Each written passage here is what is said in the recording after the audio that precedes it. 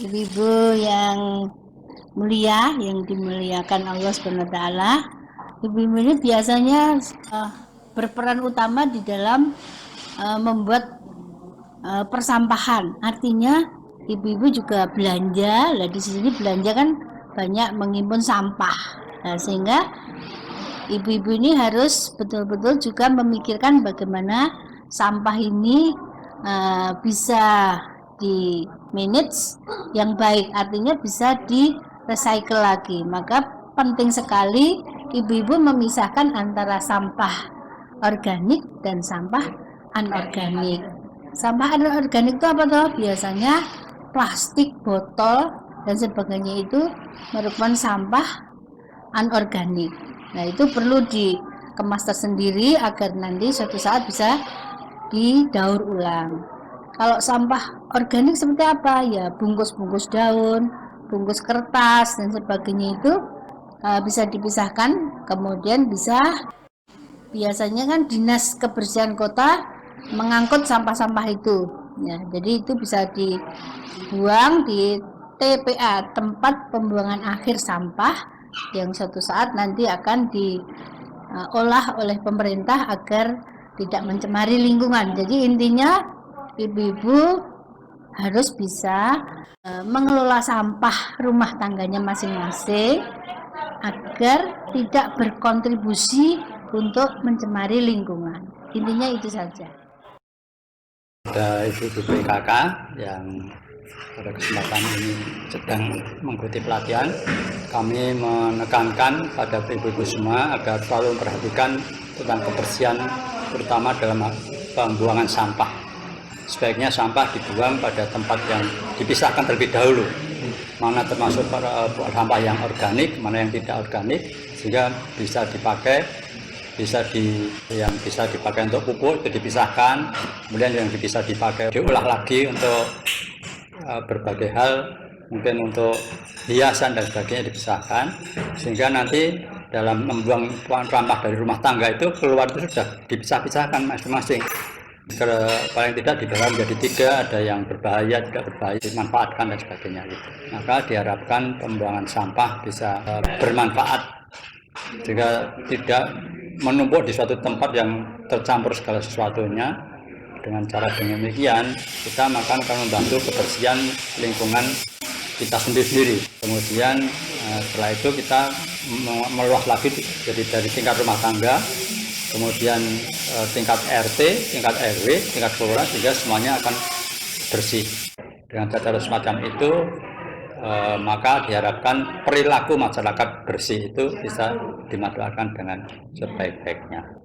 Mudah-mudahan ibu-ibu tidak bosan dengan berbagai pembicaraan untuk kebersihan. Yang utama kita membiasakan diri. Biasanya ada hanya membuang sampah dalam satu plastik saja cukup itu. Ada satu cap plastik itu kan terdiri dari macam-macam. Ada yang dari pecahan kaca, ada yang dari daun, ada yang dari kertas, yang sebenarnya masing-masing ada manfaatnya sendiri-sendiri. Sekali lagi, jangan lupa memisahkan sampah-sampah yang dari rumah tangga itu dan dipisahkan dari masing-masing dalam tempat sendiri, sehingga nanti pengambilannya juga sendiri-sendiri sudah dikerjakan dulu oleh masyarakat tingkat RT sendiri. Harapan saya, sampah bisa memberdayakan masyarakat. Jadi tidak berarti sampah malah memberati masyarakat, tapi sampah bisa memberdayakan masyarakat. Jadi sampah itu potensinya besar sekali untuk kegiatan ekonomi. Assalamualaikum warahmatullahi wabarakatuh. Salam sehat. Ibu-ibu dan remaja putra-putri Kota Surakarta, senang sekali bisa berjumpa dengan ibu-ibu dan remaja putra-putri Kota Surakarta.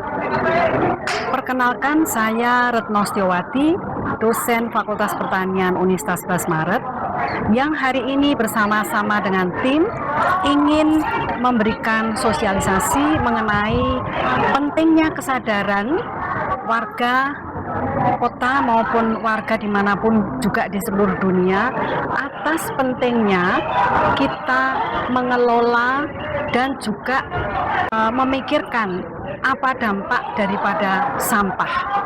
Tadi Ibu Dr. Eni Lestari sudah menceritakan bagaimana kondisi sampah non-organik yang semakin hari semakin besar jumlahnya, baik di kota Surakarta maupun di kota-kota di lingkungan di dunia manapun juga. Sebagai warga negara yang baik, dan kita tahu bahwa keluarga itu adalah sebuah unit yang terkecil dari masyarakat, oleh karena itu sangat penting bahwa kesadaran akan pentingnya kelestarian lingkungan itu harus kita jaga. Baik, jadi sekali lagi kita harus sadar bahwa sampah itu akan merusak kesehatan, akan merusak pemandangan, dan merusak kelestarian lingkungan. Assalamualaikum warahmatullahi wabarakatuh.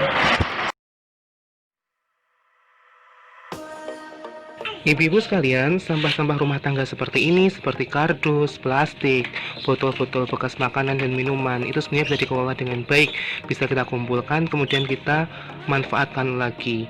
Atau kalau kita mau mengumpulkan lebih banyak lagi, bisa kemudian dimanfaatkan ke penjual rongsok atau dirongsokkan begitu ya. Nah, botol-botol seperti ini itu bisa kemudian dimanfaatkan sebagai media tanaman, sebagai pot, media tumbuh tanaman dan sebagainya. Ya, barang-barang seperti ini yang kadang-kadang tidak dimanfaatkan dengan baik, cuma ditumpuk saja, atau yang seringkali jadi masalah juga adalah ketika dibuang dalam kondisi tidak tertata.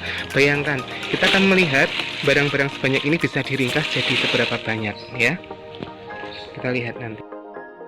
Nah, ibu-ibu, jika tadi sudah diringkas, ternyata hanya terkumpul jadi 2 kresek ini. Paling tidak 2 kresek ini kalau dinilaikan bisa minimal, saya yakin bisa mencapai Rp5.000 per bulan per orang. Mungkin bagi sebagian orang, sebagian ibu-ibu, itu jumlah yang sangat sedikit untuk dikumpulkan dalam waktu yang lama, kemudian repot. Tapi jika ini dikelola menjadi modal sosial, dikumpulkan menjadi uang kasnya PKK, setiap kali pertemuan 1 bulan sekali, bawa sampah-sampah rumah tangga, wah, 5.000 kali 30 orang, sudah jumlah yang sangat banyak sekali untuk kas, atau pada 1 tahun mendatang bisa jadi tambahan untuk modal rekreasi 1 RT.